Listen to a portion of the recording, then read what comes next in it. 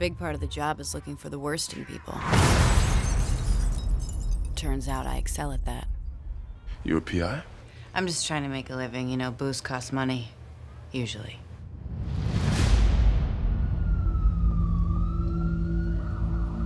Jessica Jones. I saw you. What do you want to know? Can you punch through a wall? Stop a moving car? A slow-moving car. The way I see it, being a hero just puts a target on your back. Yeah, been there, done that. To this door. What if there was someone else out there? But his ability was to make people do whatever he wanted.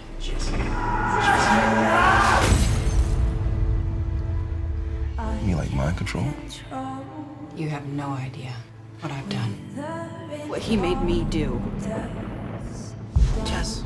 He isn't here now. Yeah, well, he's always here. Yes? You'd like to invite me in? Absolutely.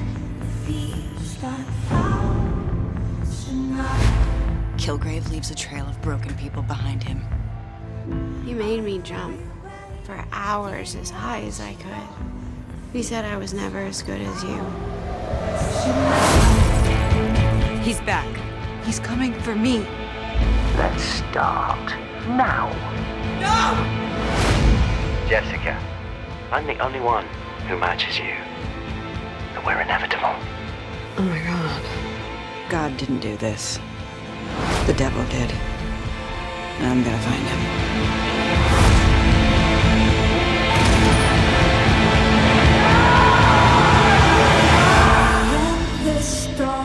Come on, Jessica. I am the star. Don't play the hero with me. Hey YouTubers, it's Charlie. They dropped the official Jessica Jones trailer. David Tennant is creeptastic. He's totally gonna make you cry, and not in the Star Wars way. The funny thing about that is that David Tennant was actually part of Star Wars. If you ever watched the Clone Wars, he was the droid on the Jedi ship. The funny thing about the ship is that it traveled all over space for eons. So we got to be immortal during Doctor Who, and he got to be immortal during Star Wars. But obviously not going to be immortal in Marvel's universe, but still very powerful. The trailer pretty much answers exactly where the story picks up. It's pretty much on par with the Alias comic that she debuted in, Brian Michael Bendis' comic, where she's working as a private investigator at her own business, Alias Investigations. That's the name of her business. That's the trailer opens with her just busting a random head. That's how she earns money, mostly for booze, as she says it. But it's kind of a post-adventure series in that she's already tried to be a superhero. It went terribly. She ran afoul of the Purple Man, and he totally effed her up. And presumably she has escaped, and now he's coming back to town. She's tried to put her life back together somewhat unsuccessfully. Now that he's come back, this is like her big call to action. The other big thing is that she looks like she's just meeting Luke Cage for the first time. This bar that they're in, it looks like he's the bartender. It's probably the bar that we see in all these promos that they've been posting.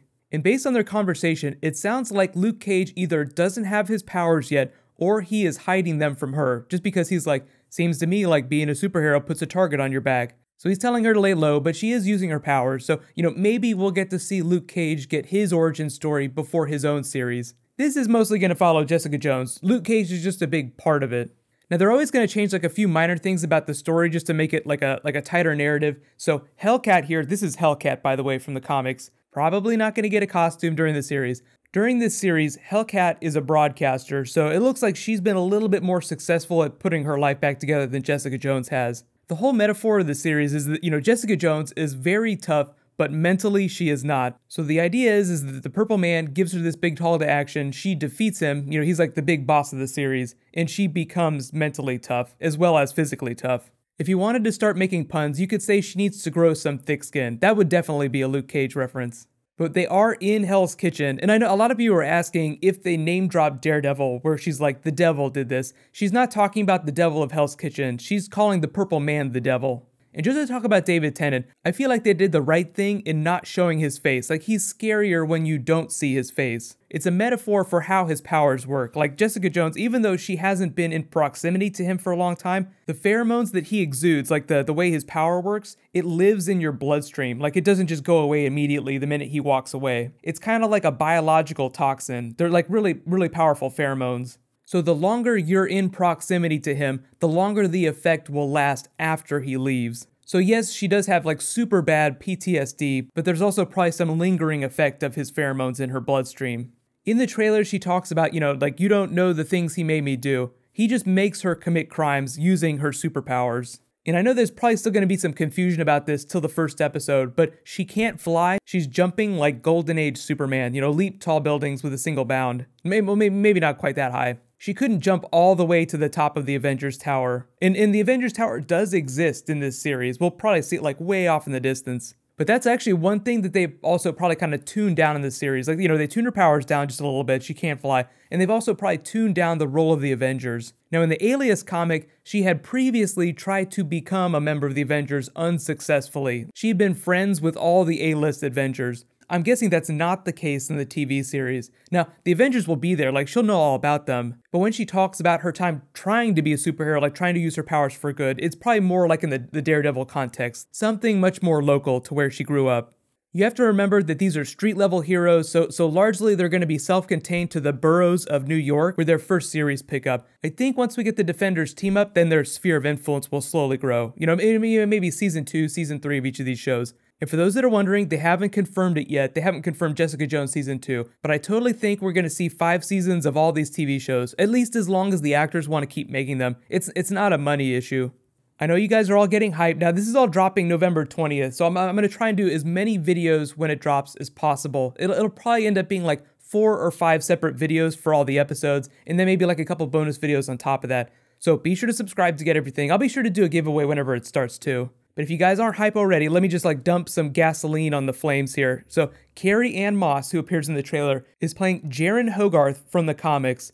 That is someone who works for Iron Fist's father. So that is the connection to Iron Fist. Now, they haven't cast that actor yet, but you can kind of see how they're weaving in all of these Netflix series together. As Jessica Jones episode 1 picks up, the Devil of Hell's Kitchen has been slowly beating the shit out of all the criminals in the neighborhood, so she slowly learns about him, and she runs into Jaren Hogarth, who is the lawyer for Iron Fist's family. Now, in the context of the comics, Iron Fist is kind of like the Bruce Wayne to the Outsiders. Like Bruce Wayne funds a lot of superhero teams. Iron Fist funds the Defenders because he's super rich.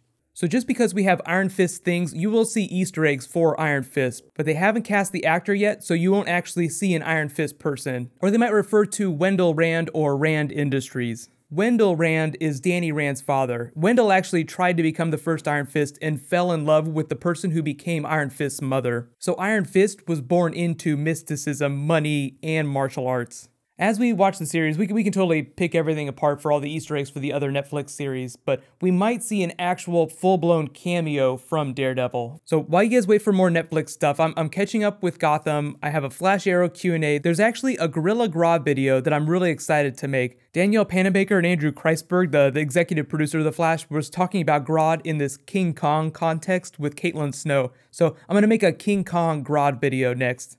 While you guys wait for everything to post, you can click here for all my Jessica Jones trailer videos, and you can click here to catch up with The Flash from this week. Thank you so much for watching, everybody. Let's high five. I'll see you guys tonight.